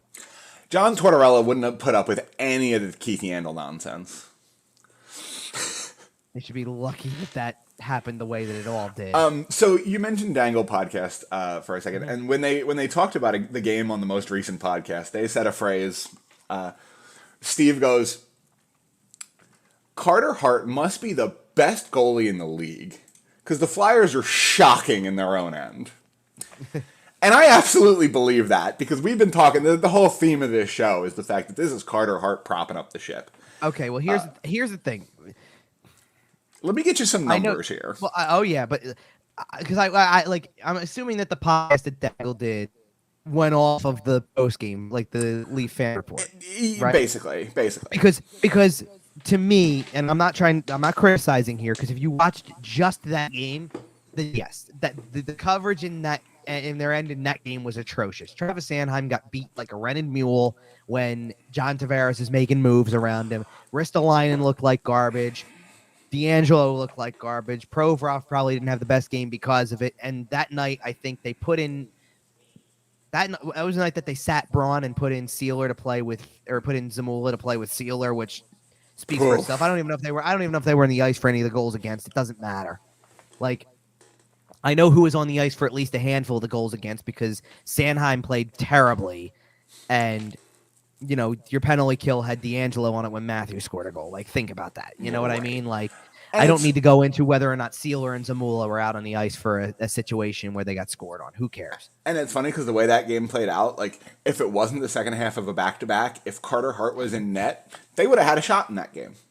Like, and I'm not saying Felix Sandstrom played terribly because, like, even though he doesn't have a win yet this season, he hasn't been atrocious. I think that was probably still his worst game. That's fine. That's fair. Like, he lost to San Jose, and then he lost to, I forget who the other star was. The second goal he gave up against San Jose was weak. Yeah, I'm not denying that. So he lost to San Jose because what was the other game he would have lost to? Oh, Florida. San Jose was the second one. So Toronto was the third because he's gotten the back end of a lot of the back-to-backs, which here's the truth of the matter. I don't think it matters that it was a back-to-back. No, that's fair. That Carter Hart doesn't play. I more meant that Carter Hart doesn't play. Well, no. I'm saying I think in an ideal situation, Tortorella might play Carter Hart in those games. The problem is they played against Florida on the back end of a back-to-back after getting outshot 38-24. And now you're not playing Carter Hart, even if you wanted to. They lose to the Rangers in overtime. Carter Hart had to make 35 saves before giving up the only goal of the game. He's not playing against Toronto the next night, even if you wanted him to. They had played San Jose had come after a game against Nashville. That might have been the lightest workload, but he made a lot of skill saves in the 32 saves or 32 shots faced, and he gave up one goal, so 31 saves. So he wasn't getting that one either. I know that Sandstrom has given up 4 goals against Florida, then 2 against San Jose, 1 was an empty netter, and 5 against Toronto. Like, I know that sounds bad because it's 10 goals in 3 games. it's the level of goaltending behind this level of defense at the moment. That's what it is. And it is also worth noting, and this was mentioned on the Steve Dangle podcast as well, Felix Sandstrom wasn't really intended to be the backup this season. Like, it probably should have been Ivan Fedotov, and the whole Russia thing happened, and so who knows? Okay, and here's the thing. So here's the thing, because we were just to kind of tie it together, because this is still about Carter Hart, but and I do want to read off Carter Hart's numbers in a second. Sure, because what it comes down to is this. Because you mentioned the thing about their 6-3, like they're 6-3-2. It's all because of Carter Hart. Who's to say that they couldn't just ride him through the season? Here's 2 reasons why. Number one, this level of play is not sustainable. This is a team that went 4-1-1 through 6 games, 6-2-2 through 10, 8-4-2 through 14 last year, literally a year ago, and then ended up just being absolute utter garbage. And literally the very first game after they were 8-4-2 through 14, game number 15, they had an incredible rally because they gave up a goal to Tampa Bay with 2 minutes left, still scored a goal with 9 seconds left to get it to overtime to get a point out of the game, which against Tampa Bay at the time, you were sitting there going, impressive. That's great. Hey, okay, it's 8-4-3 in 15. That's fine. Who cares? That little did everybody know that was the start of a 10-game losing streak where in the middle of it, you'd fire the coach. Yep. That's number one. There was first 10-game losing streak of the season. Right. There was another 10-game losing streak, which really became 13. Oh, yeah. Nobody's sitting here saying we're out of the woods. Right. All I'm trying to say is just because for the people who are going to freak out about they're out of the Bedard sweepstakes, no, they're not. 11 games in. Right. No, they're not. Because and one of the things I want to point out about that is, okay, so the Flyers are tied for 10th in points with 14, along with like 7 other teams, by the way. Right. Okay, the difference between being the best team in the league is 8 points, which also happens to be the difference between being the worst team in the league. Yep. That's 4 games. Yep. And do you think, like, if you look at the bottom, okay, who were the teams that we said were going to be there? If we're talking about the Flyers, who else did we say were going to be there? Ottawa. We had Ottawa a little higher. You're right. We expected Seattle to be there. They've been outplaying that. We expect Seattle's Buffalo. Really been outplaying that. We expect Buffalo to be there. Really they've been outplaying it. Arizona has been they are what we thought they were. Yeah, but they're not the worst. No. So Arizona's at least winning. Like, Arizona's got 4 wins on the year, too. Like, 4 wins is only 2 fewer than the Flyers have. That's what I'm saying. And in the same number of games, so I'm not really worried about that. Like, it's the same difference. But, okay, who was the team that everybody wanted the Flyers to be? And it's not Arizona. I was going to say, I wanted them to be Arizona. No, Chicago. The team that looked like they were, That's like fair. the team that when you looked at the roster, you went, well, they traded away all their good players. So they're deliberately doing it. This is what the Flyers have been. Chicago's 5-5-2 with 12 points and 12. Yeah. So are they doing it right? No. Guess what? There's no difference between whether or not, like, what the Flyers are doing. What changed last year when that 10-game losing streak started? The goaltending fell apart. Like, Carter Hart was playing well, and then that stopped. And that's my second counterpoint. Right. Which is they might be winning games and Carter Hart might be playing outstanding. That's actually not the part that I don't think is sustainable. I think Carter Hart and his numbers can be. Do you want to know what I don't think? No, do you want to know what I don't think is? Him having to make 40 saves a game? Nope. I think that the issue is at some point in time, you're asking him to make saves that are ridiculous right now. Yep. And at some point in time, he'll tweak something. He'll be down for 2 weeks. And you're going to get Felix Sandstrom and Sam Erickson. He'll come back before he's healthy, and then he'll be playing hurt all year. I know we've seen this song and dance before. Welcome to the Philadelphia Flyers. Right, and I'm not trying to be doom and gloom about it, but I'm saying is that if you're on the bandwagon of they should be losing, they should be going after one of these prospects, give it time. I mean, there's definitely still time, but in the meantime. Don't get me wrong. I understand the other side of the argument, which is you're 11 games in, and at this stage of the game, because we are now into November officially, you are going to get through 2 more games this week, which, by the way, are 2 very winnable games this week against the 2 worst teams in the league. I mean, let's put it this way. Well, the whole week actually leading up to this point, like leading up to next Sunday, is the 3 worst teams in the league by points. It actually is. Right. So all 3 of them technically winnable and puts you 0 out of 6 points. But that puts you less than 2 weeks out from Thanksgiving, which is that marker. Yep. So Is it possible that they win another 2 out of 3 this week Sure. and keep the pace that they're on going and are still in the top 3 or 4 in the Metro, and you're within 2 weeks of getting to Thanksgiving? It's possible. Well, and that's what I'm saying is, so we've gotten Go ahead and get the Carter Hart's numbers. Right. We've gotten a good sample size out of Carter Hart so far. He's played in 8 games. What, 8 out of 11? Yeah. Right. He is 6-0-2, which is impressive when you talk about the fact that the team is 6-3-2.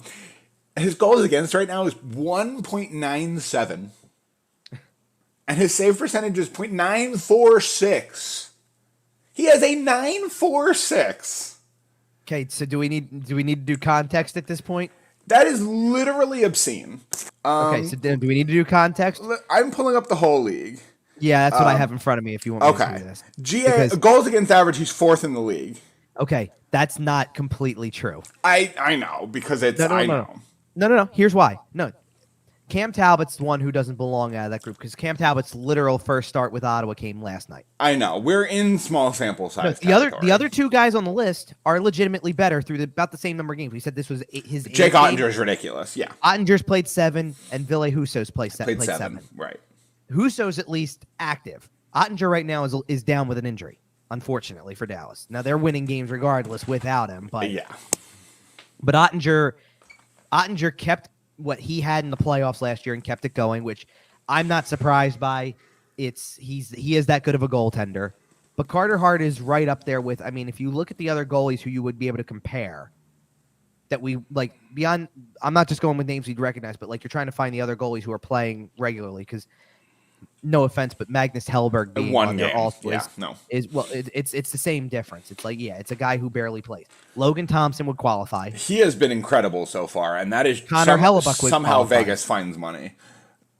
Yep. Hate to say it, but funny enough, Stuart Skinner qualifies. He's played 5 games. Yep. Edmonton's going with Skinner in a bit of regularity. Sorokin's played a lot. Stuart Skinner's a solid goalie.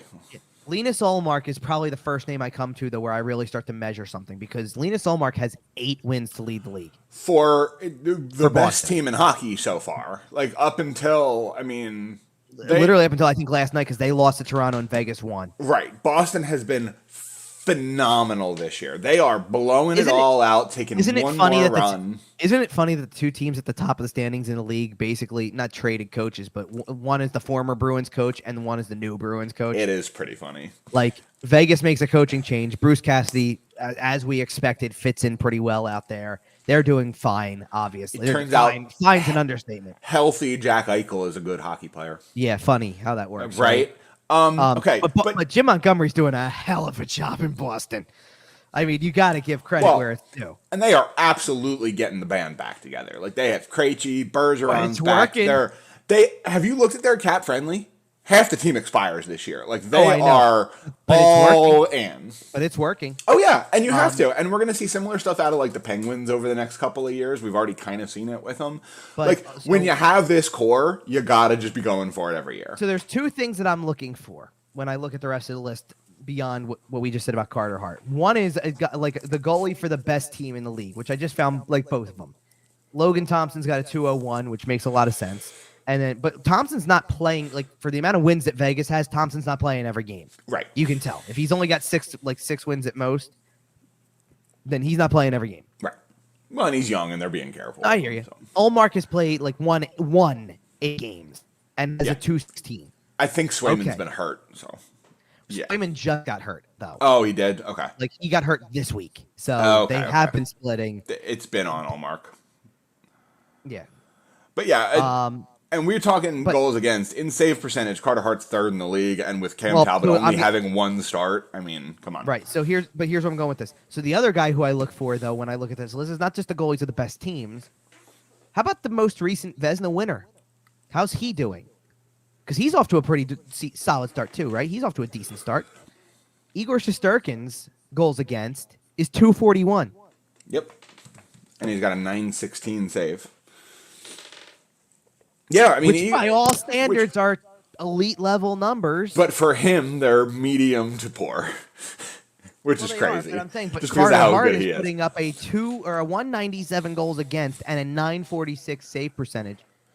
and doesn't have any more wins than some of the other guys. Like he has the same number. Look at this list of the guys he has. Listen to the list of the same guys who have the same number of wins that Carter Hart does at 6. Igor Shesterkin does, which shouldn't come as a surprise. Right. Connor Hellebuck, again, not really a surprise. Logan Thompson with 6 for Vegas, not really a surprise. Actually, it's a little bit of a surprise that Winnipeg already has six wins, to be honest. That was Vegas. Winnipeg has 6 with Connor Hellebuck. No, I know. I was talking about Hellebuck. I hear you. But Hellebuck's good enough that he can win games on his own, I think, is what I'm getting at. I don't think of Logan Thompson and say, oh, that guy's going to have 6 wins unless his team's really good, I guess. No, Connor Hellebuck is in a much more similar position to Carter Hart. Right. Ilya Samsonov has 6 for Toronto. And he's been fantastic for them. Okay. Alexander Georgiev has 6 for Colorado, which I think, first of all, there's an irony that the former backup to Igor Thank God he's not still a Ranger. Yeah. But, it's funny. I couldn't handle them having that duo. And do you need me to tell you who the only other goalie on that list with 6 is? Okay. It's Martin Jones. Flyers legend.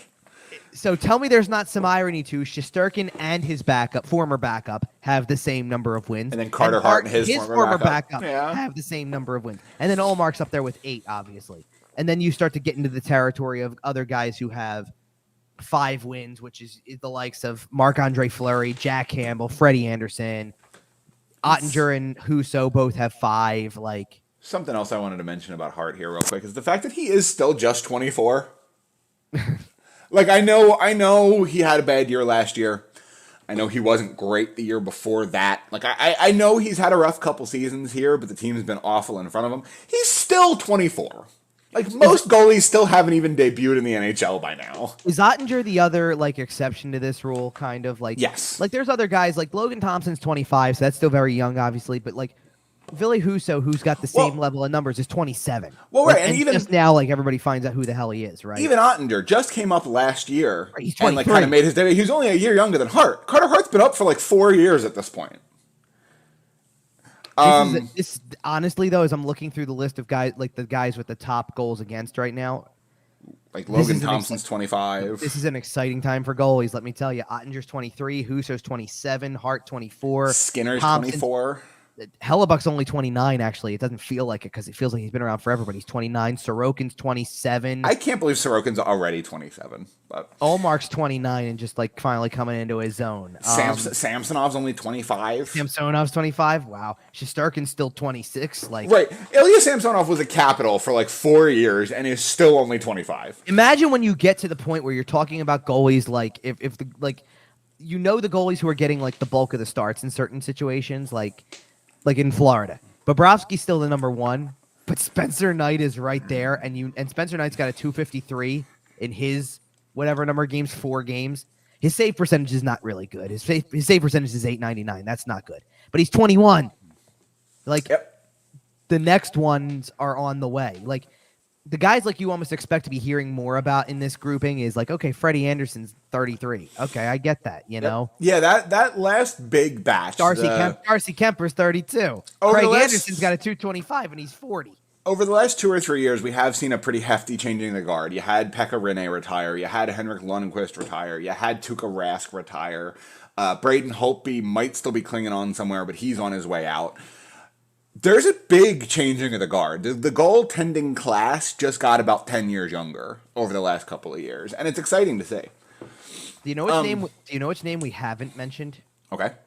In this whole conversation about goaltending numbers, you have to go past the top 25 to find him. Okay. Andrei Vasilevsky. Yeah, I traded for him in fantasy this year, so of course he's starting out medium.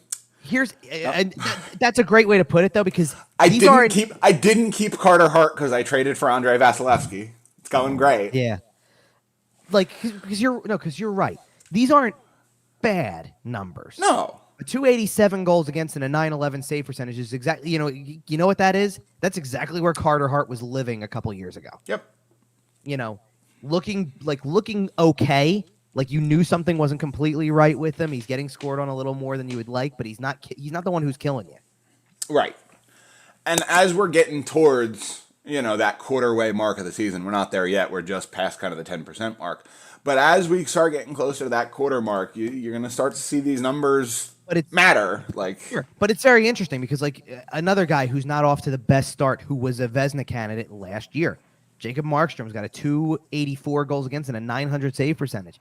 That's kind of pedestrian compared to some of these other numbers you're seeing. Or how about Calgary's got some stuff they're figuring out. Or how about a guy like UC Saros, who was in the Vezina conversation for the last several years with a 312 and a 904 save percentage? That's average. Well, we talk about Carter Hart's performance being unsustainable. Those performances are unsustainable in the fact that you know they're going to turn it around. The only guy who I would sit there and say the answer to that is I don't know is Saros, because I kind of don't know what Nashville is anymore. That's valid, and I think Nashville doesn't necessarily know what they are. I think Calgary's record is what it is when Markstrom's not giving them near perfection like he was. I think that, look, Tampa was at one point in time 1-3-0 in their first 4 games. Now they've played 12 games and are 7-4-1. They've improved. Exactly. I think that you can pinpoint that, a team that's 6-1-1 in their last, or 6-0-1 in their last, or no, I had it right, 6-1-1. Sorry, I was looking at Winnipeg's record, which is 7-3-1. Okay. But a team that's got 6 wins in their last 8 games is trending in the right direction. Right. I do think that Vasilevsky's numbers are going to suffer this year in terms of mileage. Okay. You've played a lot. You can't deny you've played a lot. I think mileage catches up to a goaltender. Brian Elliott might get a lot of starts this year. I mean, Brian Elliott's no spring chicken anymore either. No, I know. Well, right, but you don't care about how many miles you're putting on Brian Elliott. You're gonna load manage Vasilevsky to make sure he's in the best shape possible for the playoffs. Right, but so there's the difference though. There's a difference between he's 28 years old.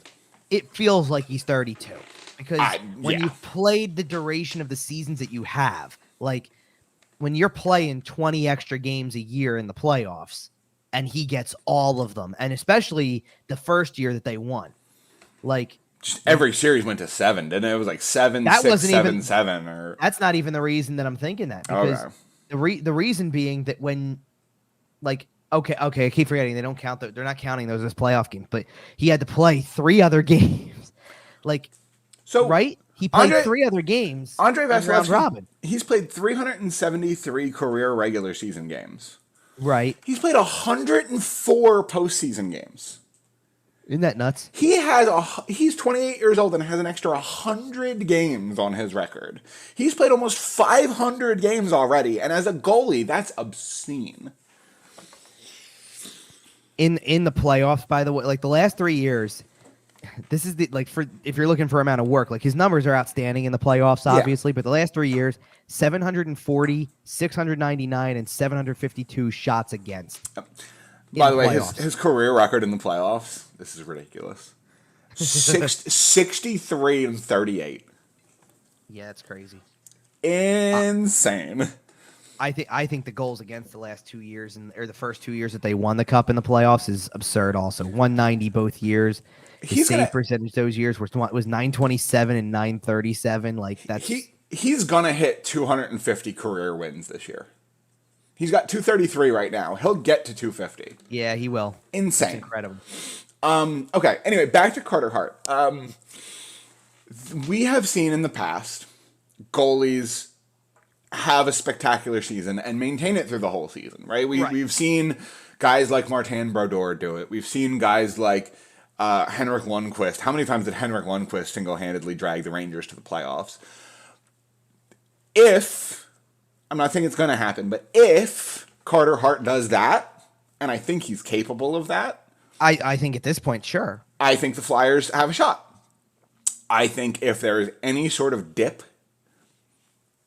I think that makes it tough. Because I don't think Felix Sandstrom has played that poorly, but I think the team in front of them has looked pretty similar. Sure. Carter Hart is good enough to make the difference. Yes, he is. And Felix Sandstrom just isn't. There's a couple things that are going to come into play for me. Not about Carter Hart specifically here, but there's because we keep talking about Sandstrom too. At some point in time, I envision if he doesn't pull out a win at some point soon, that they go to Sam Ersson instead. I think you got to give him a shot. Right, just to try to give somebody a shot. I don't know if Sandstrom doesn't need waivers, right? I don't believe so. Okay. No, not at this stage. But there's a lot of things. There's a lot of things to consider, and like with guys on the team who may, like a week ago when we're watching the game against Carolina, and Morgan Frost is getting 5 minutes a game. We're sitting there going, how long until he's on waivers? Like, seriously. Yep. And he does need them. Right. And how long until this happens? Because Tortorella is not warming up to this kid. No. It feels like.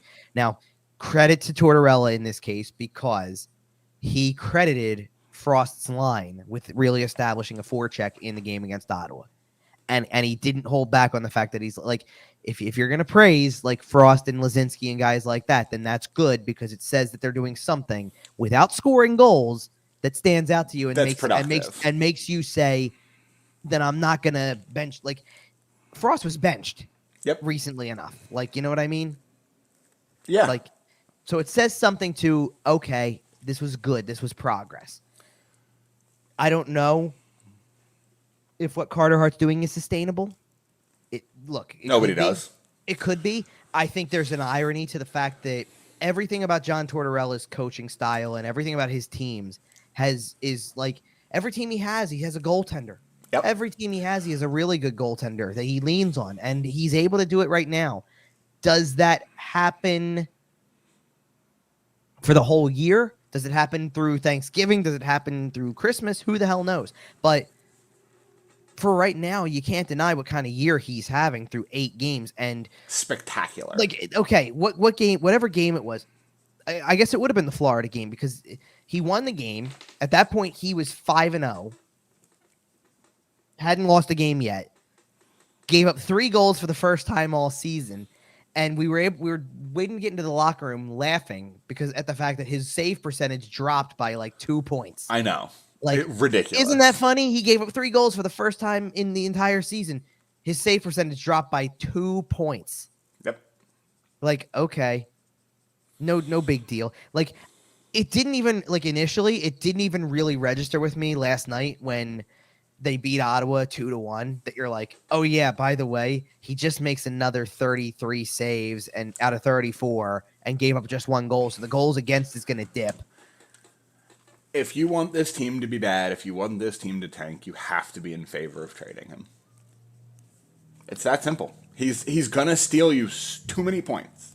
And if he steals you enough points to get you in the playoffs, fine. Fine. Because at that point, whatever. Why not? You got something to play for, I guess. Sure. And like, Nick Delorier is going to run hog wild in the playoffs. But if he doesn't, like, my biggest fear as a lifelong Flyers fan, I've seen it far too much. Carter Hart is going to win you just enough points to finish 9th in the conference. And you're going to end up with a garbage draft pick, and you're not going to make the playoffs, and we're just medium again. Like, how do you feel about picking 15th every year? All right, here's something I'll bring up then that maybe you'll change your mind about this for a second. Okay, and I'm not trying to discount what Carter Hart has done so far. This is not to discount Carter Hart. Sure. Who have the Flyers beaten so far? You beat Tampa. You beat Florida, who's been rough to start the season. You beat the Devils, Vancouver. Okay, so let's try some pretty medium teams. But let's do this in a different way. They beat the Devils first. Right. The Devils are the 3rd best team in the league today, but that was the very first game. They were not good in that game. Happen, and they didn't play well. Right. End of story. You beat Vancouver. Vancouver is 27th in the league. Awful. Okay. You beat Tampa at the time, who came out of the gate kind of struggling. Like now they're 8th in the league. Sure. But at the time, you had them vulnerable. You lost to Florida first, then eventually beat Florida. So, you did have that win against Nashville in there, too. I know, I'm getting to them in a second. But okay. Florida's 18th in the league right now. So, okay, they've taken a dip. Nashville, 24th in the league. I also think Florida is one of those teams that had a bit of a slow start, but will end up being a solid team. Okay, and now so I got to 5, right? So your 6th was Ottawa, who is 30th in the league. Let's talk again, and look, because you're going to play. This is what I'm getting at. You're going to play St. Louis next, who's 31. You're going to play Columbus after that, 32, and then play Ottawa again, who's 30. Yep. And then you play Dallas, and then you go right back to Columbus and play Columbus again. I hear you about the go back right back to Columbus thing, but you play Dallas, who's 5th, and you got Boston coming up, who's 2nd. Yep. Let's see what happens when they play a team who's been good the whole year. Not Tampa, who's not Tampa, who was off to a tough start. Not New Jersey, who had one game. It was the first game. You didn't even know what to expect. Okay, fine. But what are the other two games that Carter Hart has played? The The overtime loss to Rangers Carolina and the overtime Carolina. loss to the Rangers. So okay, but Carolina came back around and they lost to a team that was better than they are. Fine. And the Rangers. Carter Hart single-handedly got you a point against the Rangers. Oh, for sure. Well, listen, this is the crazy thing about standings, right? Today, you're waking up and they are 4 points behind the first place New Jersey Devils. That sounds weird to say, by the way. Yeah, right. So the Devils have 18 points. The Flyers have 14. The difference between the Flyers being tied for second place is 2 minutes. Yep. Because it is literally on a game against Carolina where they were 2 minutes away from a regulation 3-2 win, and instead it went to overtime and they lost in overtime. Yep. That is the difference between the Flyers have 15 points and so do the Carolina Hurricanes. Actually, better yet, you would be able to swap. Carolina would lose a win, get a regulation loss. Flyers would lose an overtime loss and get a win. They would have the exact same record, 7-3-1. That is the difference, 2 minutes. And everyone looks at Carolina and says, oh, that's a team that's going to the playoffs. Oh, yeah. But this is the thing about playoff teams, right? The Flyers are third in the division today. And Buffalo's in a playoff spot. And the Islanders are in a playoff spot. Not everybody had those teams making it. New Jersey's leading the division. Not everybody had them there. Go to the other side. Seattle's second in their division. Chicago's in a playoff spot. Who had them there? Nobody. A lot of people didn't think Winnipeg was going to be good. Winnipeg's second in the division. It's been a very strange season so far. And the teams that are out of the playoffs right now that everybody kind of thought, well, yeah, sure, they'll probably make it. St. Louis, Calgary. Go to the other side. A lot of people, well, the Rangers are currently, both Toronto and the Rangers are technically out of a playoff spot today. I know it's on a technicality, but they're out of a playoff spot today. Florida, out of a playoff spot. Pittsburgh, Washington, Ottawa, who everybody was high on. Columbus, who got the forward everybody wanted in free agency, has 3 wins. Yep. Yeah, I expect things to be different by our next show just because we're still early enough in the season that things change every other day. And like we were talking about earlier, it's 4 games to the top of the league or 4 games to the bottom of the league. I just can't get so hopped up on they've won 6 out of 11 games. They're at 14 points. They're throwing away the opportunity for this guy or that guy. I don't think that's the case because I've seen I'm sorry, they got off to what was even the year before, last year. I can remember the records vividly: 6-2-2, 8-4-2. That was the records between 10 games and 14 games. The year before that was the 56 game. Which is different, but at the same time, they were affected by 20,000 different things, this, that, the other thing, and they went and they were going to play super shorthanded. What was the record after right before the COVID hit, surge hit them?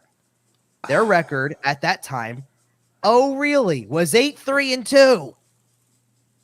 There's something about they start off the first 14 games or so playing really well the last 2 years, and then it goes off the cliff. Does this go off the cliff too?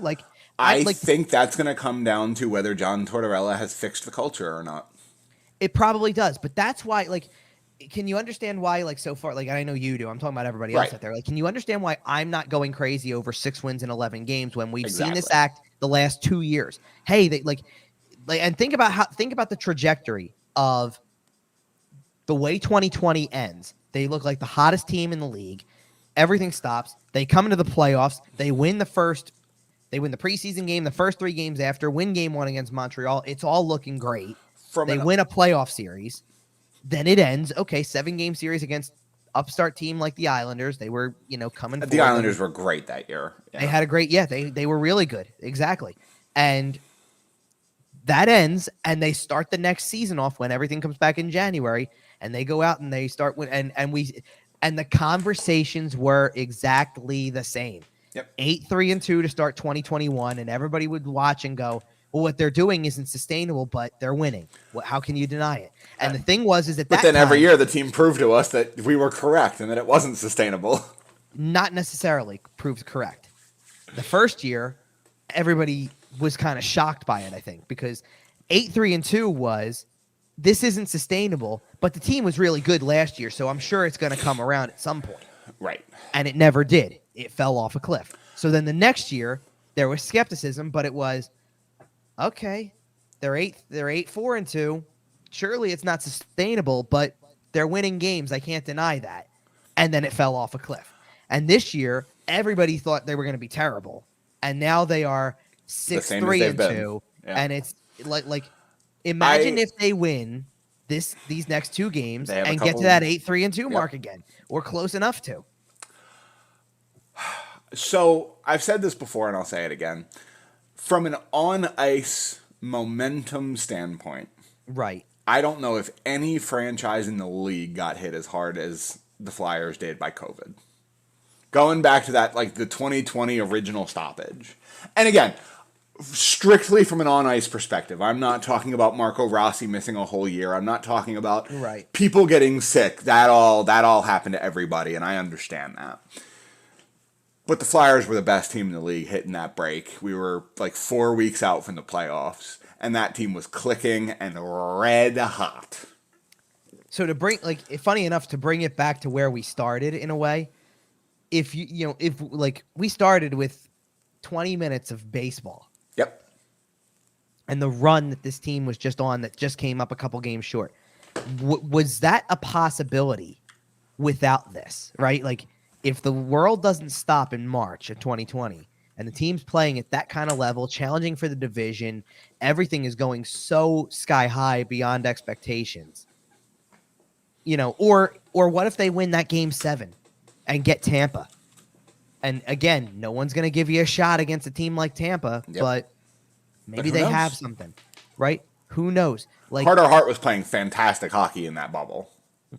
Sure. And he could have stolen you. What I'm trying to get at from that is that, look, there's a lot of reasons why it's not sustainable. I'm not trying to bring people down with this. Let's put it this way. People were having this conversation at 4-2-0. If we would have done a show the day after you were at the game, we would have had the same conversation. Yep. Is this for real? Carter Hart's 4-0, playing out of his mind, brilliant. The conversation hasn't changed with double the amount of games that have been played since that point. So why isn't it sustainable over Carter Hart? So there's really no rhyme or reason to anything. It's just weird. Sports are weird sometimes. Like Absolutely. I think we've established this. Weird things happen. I don't know where it's going to go. I can't wait to check in. I think we're going to be on the 2-week thing again for a little bit because next weekend I am. So, by the way, I think we should mention with the Ottawa game being last night. Yeah. The return, not the return, but the return of Claude Giroux is upon us pretty much. Yeah. That was his former team against the organization. He played his former team for the first time. Now the return to Philadelphia is upon us. I do think how much did you win on betting Giroux anytime goal scorer? Because that was a lock. Come on. I didn't think about it like that, to be honest. It only took 2 minutes and 44 seconds, which shouldn't surprise anybody. I mean, I'm willing to bet somewhere in the Delaware Valley, somebody put down $100 on Giroux first goal scorer, and they had a good night. I don't know if I would have gone first if I was doing that type of stuff because, even anytime probably paid you pretty well. Well, right, because I'm I would think anytime would be a better bet because of the fact that first really sets the tone. And what does Claude Giroux love more than setting a tone? Yeah, but see, I almost feel like it's set up for if they would have gone to overtime, he would have been out there. The game winner.